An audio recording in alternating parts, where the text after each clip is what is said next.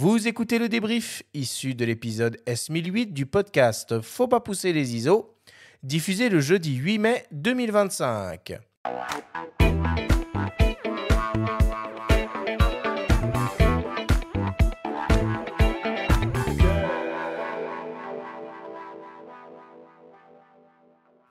Nous sommes toujours avec le photographe Christophe Audebert pour cette grande discussion autour de la technique de la pose longue. C'est le moment du débrief qui vous est présenté par Miss Numérique, le partenaire numéro 1 des créateurs d'images. Christophe, si on devait essayer de résumer et de synthétiser tout ce que l'on s'est dit pendant cette émission. Première question. Pourquoi le temps de pause est une notion à parfaitement comprendre pour pouvoir utiliser la technique de la pose longue ? Alors, c'est une bonne question. Il faut en fait distinguer la pose longue de jour et la pose longue de nuit. Dans la pose longue de nuit ou par faible luminosité, vous n'avez pas d'autre choix pour obtenir une photo correctement exposée, parce qu'en fait c'est ça la problématique, que d'allonger le temps de pause. Donc on parle de quelques secondes, 10 secondes, une minute. Bon. Et là en fait vous êtes sur trépied et puis vous travaillez pratiquement en priorité ouverture, ça fonctionne assez bien, ou en mode manuel. En revanche, de plein jour, à partir d'une seconde, vous avez beau fermer votre diaphragme, vous avez beau mettre l'ISO la plus minimale possible, une seconde, vous êtes archi cramé, hein, vous êtes blanc. Et donc, vous devez utiliser des filtres ND pour bloquer la lumière et ensuite appliquer une méthode pour que, à nouveau, votre photo soit correctement exposée, qui est donc l'obsession du photographe de pose longue dans cette pratique. Est-ce qu'on peut conseiller parfois d'utiliser justement les vitesses ISO extensibles ? Je veux dire, on a un capteur nominal à 100 ISO, mais on a la possibilité d'aller en L50, donc à 50 ISO. Est-ce qu'on peut le faire ? Ou alors la perte dynamique est telle que on ne conseillera pas ? Alors, si vous n'avez effectivement pas d'autre choix pour gagner un stop de lumière, parce qu'en général c'est le cas, utilisez cette méthode. Donc, il s'agit d'un algorithme qui va dégrader un petit peu le signal sur le boîtier, mais c'est pas majeur non plus. Hein. Aujourd'hui, Ça sera peut-être gommé d'ailleurs par le rendu du temps de pause. Peut-être que la dynamique ne sera pas gênante. Non, je ne pense pas que ça soit très très gênant. Si vous pouvez l'éviter, et avec les filtres adéquats, c'est mieux. Si vous n'avez pas d'autre choix, allez-y, utilisez-le. C'est quoi les solutions concrètes pour accéder sur son boîtier à des réglages de temps de pause long ? Alors en fait, effectivement, sur votre boîtier, vous avez plusieurs possibilités. Les priorités ouverture, priorité vitesse, qui vont nous intéresser, priorité ouverture, uniquement lorsque je fais la photo de référence sans filtre. Et ensuite, lorsqu'on va faire la pose longue, on va utiliser deux modes. Le mode bulb, lorsqu'on va dépasser, ou le mode T, mais le mode bulb, avec une télécommande, dépasser les 30 secondes. Et puis le mode manuel que vous pouvez utiliser jusqu'à 30 secondes, avec un petit retardateur, et parfois vous pouvez même éviter la télécommande. Et j'ajouterais pour compléter, on a parlé pendant la discussion qu'il y a chez certains fabricants le mode Live Composite qu'on trouve notamment chez OM System ou Lumix, qui est propre donc à ces hybrides-là et qui permet de réaliser des photos presque en temps réel, on va dire, avec de longs temps de pause.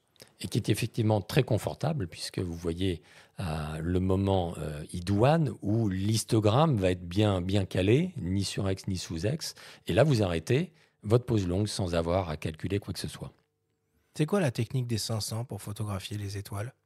Donc la technique des 500 est utile lorsque vous voulez obtenir une photo de nuit sans que les étoiles laissent un petit trait, un petit filet derrière elles. Donc vous avez des points d'étoiles.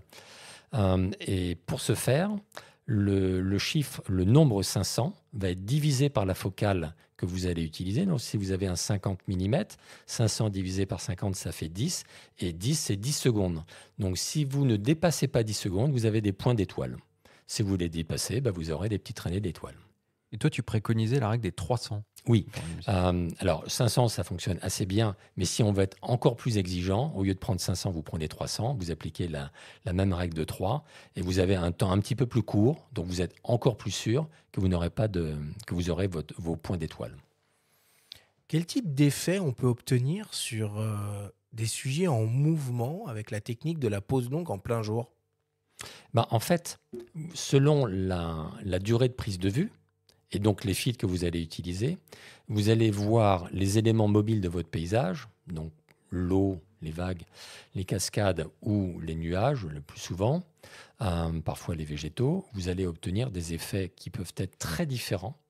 On va prendre l'exemple de l'eau. Donc, si vous voulez avoir une vague qui est encore un petit peu texturée, vous aurez des temps de pause courts, quart de seconde, 1 seconde. Et si vous voulez lisser pour donner une atmosphère très, très zen, ben vous allez dépasser 1 minute, 2 minutes, voire 4 minutes avec des fils plus intenses. Est-ce que tu peux nous redire rapidement quelle est ta méthode de lestage d'un trépied? Tu l'as décrit pendant l'émission suite au témoignage de Marie Courtel. Et c'est assez intéressant, ça a l'air plutôt efficace. Donc, si vous n'avez pas trop de vent, vous pouvez accrocher un poids lourd comme votre sac photo au crochet, à condition qu'il ne se balance pas trop. En revanche, si vous êtes en Islande, en Norvège, du gros temps ou en Écosse, et que votre sac commence à dangereusement se balancer et risque de taper dans les jambes du trépied, j'ai une petite astuce qui s'appelle un sac à lest, qui est une sorte de toile que vous allez accrocher avec des velcro sur les 3 jambes de votre trépied, le plus bas possible d'ailleurs. Ça permettra de bien stabiliser.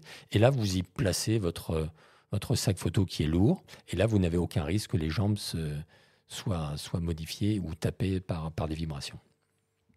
Pour terminer, comment est-ce qu'on fait concrètement pour utiliser un filtre de densité ?